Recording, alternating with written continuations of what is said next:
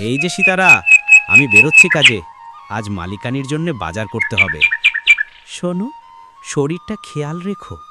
যত অন্যায় সহ্য করো, তবুও সততা ছাড়বে না। আমাদের গরিবই আছে বটে, কিন্তু মান সম্মানই আসল। দৃশ্য মালিকানির বাড়ি। ও রামু, এত দেরি করে আসিস কেন? সব কাজ কি আমি করব?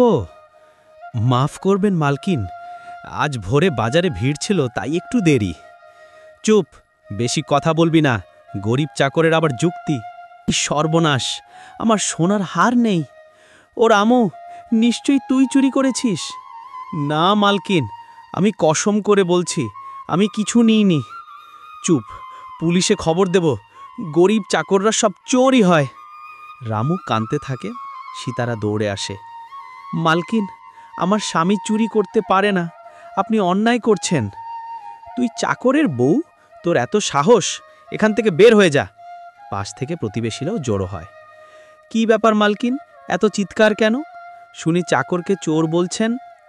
পরের দৃশ্য, সত্য উদ্ঘাটন। গোপনে খুঁজে পেয়ে, আরে গয়নাটা তো ছোট্ট ছেলের খেলনা বাক্সে আছে। মালকিন, দেখুন, আপনার হার এখানেই ছিল। কি, তাই নাকি? চুপসে যায়। তাহলে আমি মিথ্যে বদনাম খাইলাম? আপনি অন্যায় করেছেন। দোষী না হয়েও আমার স্বামীকে চোর বললেন। সবাই ফিসফিস করে। দেখলেন তো, সততার জয় হলো।